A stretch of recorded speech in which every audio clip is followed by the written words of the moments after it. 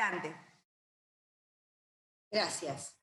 Bueno, yo tengo acá 2 o 3 preguntas específicas.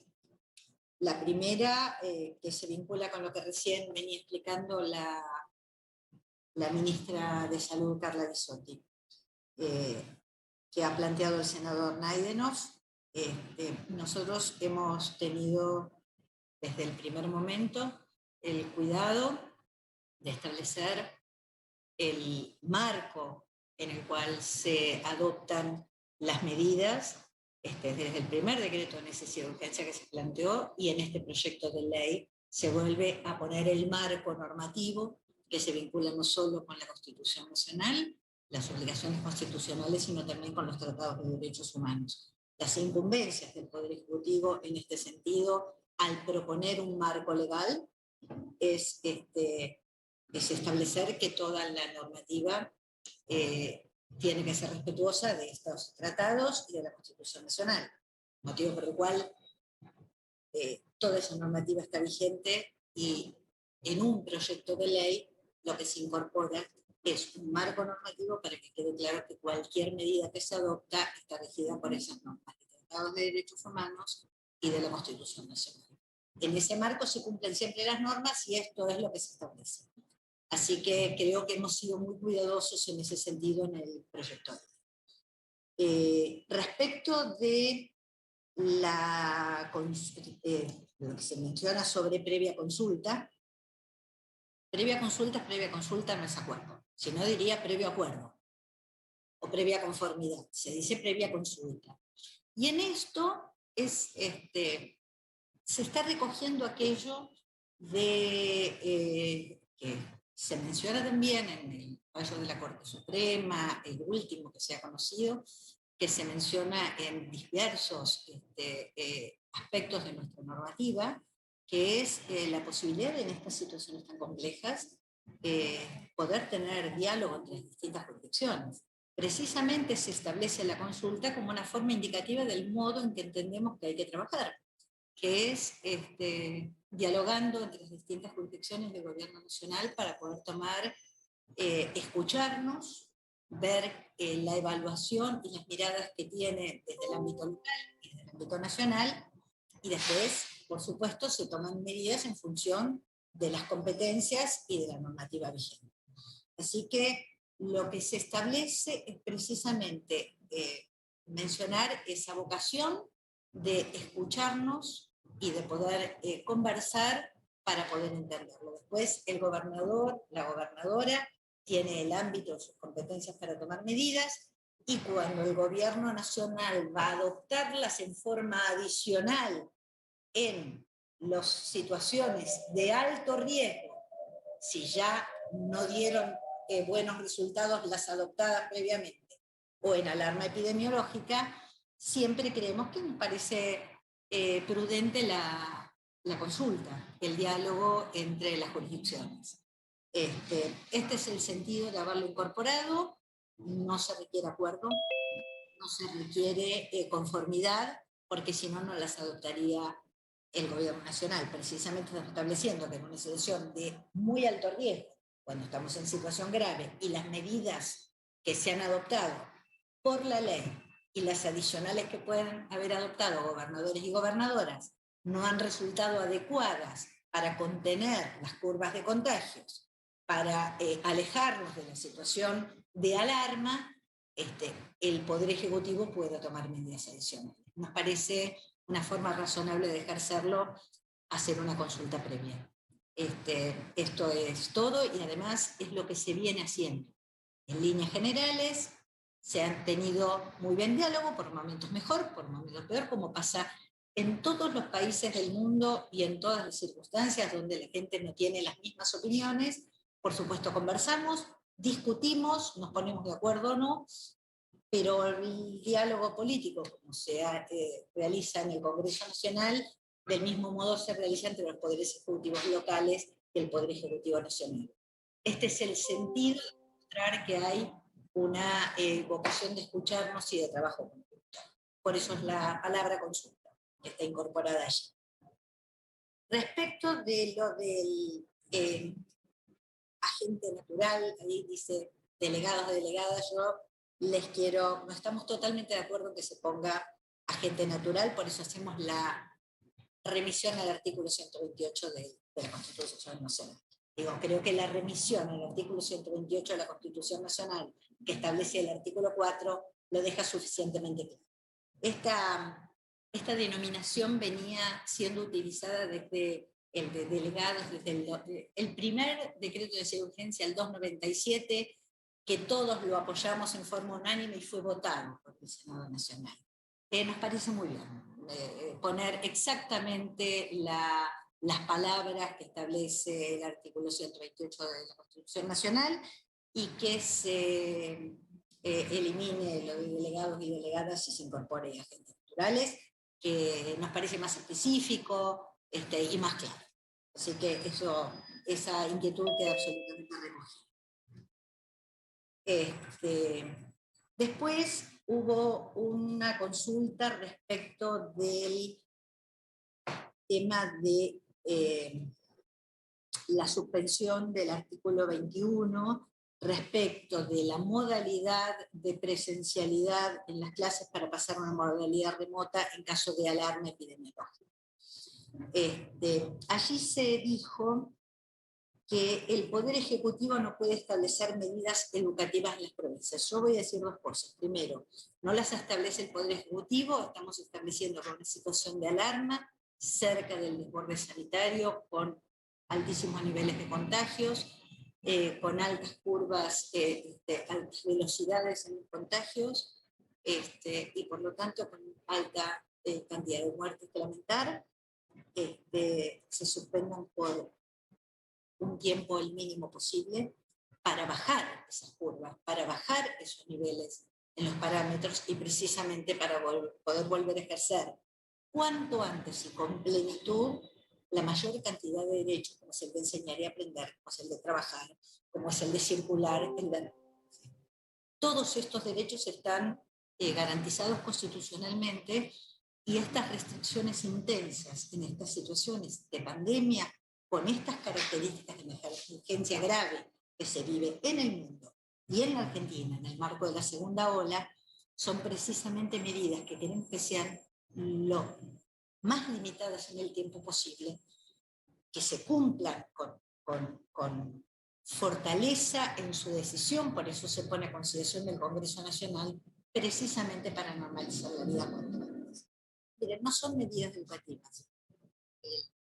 Ni el Congreso Nacional, ni mucho menos el Poder Ejecutivo, pero en este caso no sería el Poder Ejecutivo que estaría adoptando esta medida, podrían definir algunas cosas muy específicas de cada una de las áreas de sus competencias, de los gobiernos provinciales, el gobierno de la Ciudad de Buenos Aires. En este caso lo que se están tomando son medidas sanitarias. Se están tomando medidas sanitarias en el marco de una situación como de la gravedad que planteamos. Yo quiero hacer aquí una pequeña digresión, porque el senador por Formosa mencionó que la Corte Suprema de Justicia dijo que no se pueden tomar medidas educativas, que eso solo le corresponde a las provincias o a la ciudad. Yo no tengo vocación acá, ni creo que sea el lugar para que debatamos un fallo de la Corte Suprema de Justicia. Yo en mi vida he leído a lo largo de todas las integraciones, o por lo menos muchas integraciones de la Corte Suprema, fallos que me han parecido formidables, fallos que me han parecido algunos en parte bien y en parte mal, y otros que me han parecido francamente muy malos, y eso nos ha pasado a todos y todas las personas que trabajamos y que nos ocupamos de analizar fallos, leyes, derecho comparado. No me parece que sea un lugar para analizar un fallo. Sí quiero decir que ese fallo, que es un fallo que establece exhortaciones e indicaciones, porque ya no estaba vigente el decreto al cual se hacía referencia, es en su parte de conclusiones, que es la parte final, allí dice que el Estado Nacional, digo, y acá no lo haría el Estado Nacional, lo haría, digamos, el poder legislativo a través de facultades vinculadas a la regulación de la salud pública. Pero digo, el Estado Nacional solo puede regular el ejercicio del derecho a la educación en modo concurrente con las provincias, estableciendo las bases, pero no puede normalmente sustituirlas. Y sigue. Y esto de normalmente se vincula también con los fundamentos que han dado en sus votos los 4 jueces que han intervenido.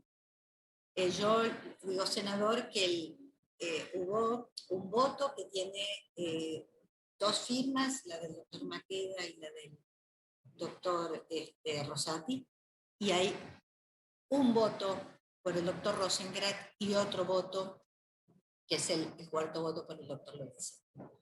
En el voto del doctor, que ha sido 2, digo, sí, seguimos sin tener fundamentos de mayoría, pero en todo caso, el voto que ha tenido 2 firmas, en su considerando 19, es muy explícito respecto de los motivos. Yo quiero ser sincera, yo no tengo una coincidencia con este fallo. En general creo que no es del todo claro, creo que no aporta claridad a la situación y se aparta de propias decisiones que ha tomado anteriormente la Corte, pero no es trascendente ese punto. Aún en ese marco, porque tenemos que prestarle atención, claro, esta es la Corte Suprema de Justicia de la Nación, en el considerando 19 de ese voto, está muy claro, donde lejos de ese lugar lo que están diciendo es hay que dar fundamentos, previsiones, explicarlo muy bien, los motivos por el cual el Poder Ejecutivo podría ingresar a regular una situación que en principio es propia de una provincia o de la ciudad de Buenos Aires en este caso. Nosotros estamos planteando acá un proyecto de ley. El Poder Ejecutivo no tiene vocación de intervenir en estas situaciones, sino a través del envío de un proyecto de ley al Congreso Nacional, donde el Congreso Nacional establezca una regulación de salud pública en una situación excepcional en el marco de una pandemia que ha generado las situaciones que ha generado en el mundo y en la Argentina.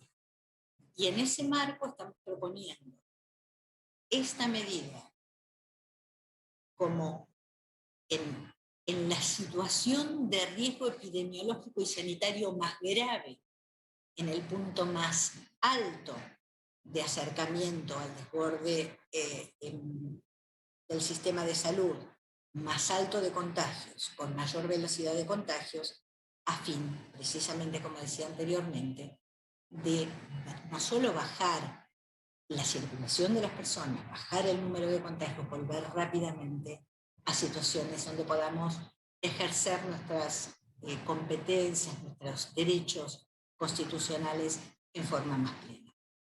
Todos queremos precisamente esto, niños y niñas en las aulas, queremos adolescentes en las aulas, las personas trabajando, ejerciendo el comercio, ejerciendo la industria, haciendo sus actividades recreativas. Para eso necesitamos bajar estos índices de fallecimientos, bajar estas velocidades de contagio, bajar los contagios y alejarnos de la posibilidad de saturar el sistema de salud.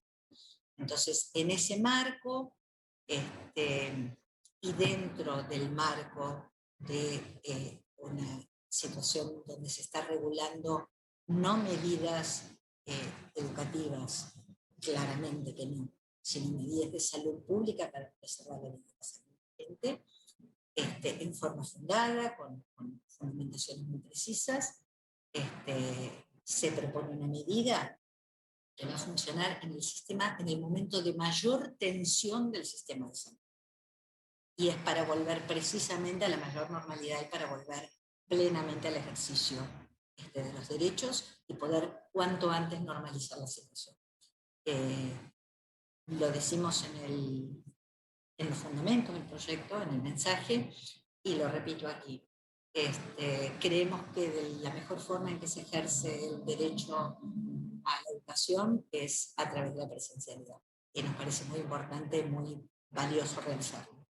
necesitamos de todas las formas posibles alejarnos de las situaciones del desborde del sistema de salud, donde ya puede agravarse enormemente las tasas de mortalidad, para poder ejercer plenamente estos derechos. Queremos ejercerlos cuanto antes plenamente.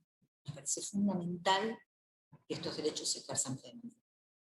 Entonces, repetimos una vez más, estamos enmarcando una ley en la situación de pandemia que se vive, y el Congreso Nacional, en ejercicio de facultades propias, regula materia sanitaria, como lo ha regulado montones de veces. Son, por supuesto, tanto el derecho a la salud como el derecho a la educación, se establece y tiene competencias concurrentes. Lo sabemos, pero aquí la intensidad de la afectación a la vida y a la salud necesita que se ejerzan algunas medidas.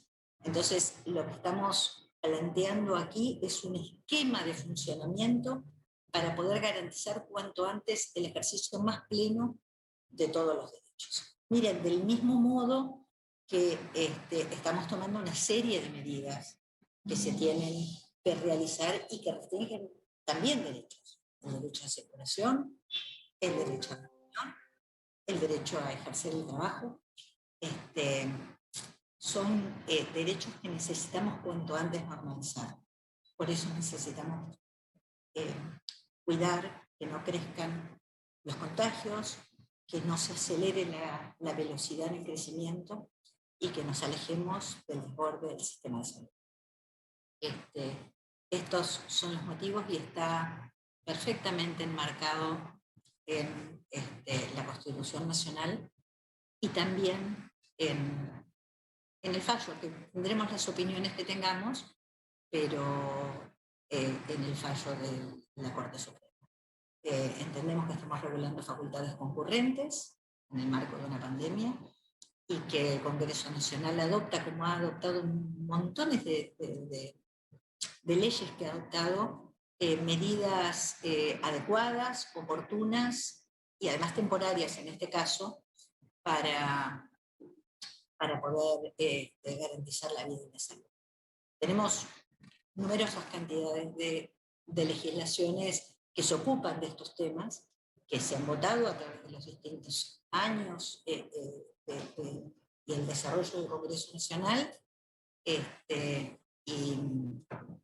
lo que queremos es esto, es garantizar cuanto antes la mayor plenitud en el ejercicio de los derechos. Después había una pregunta de la senadora Giacopo, que preguntaba si yo consideraba que eran constitucionales o constitucionales las medidas propuestas. Bueno, claramente si el gobierno considera que son constitucionales y no las proponemos, ¿no?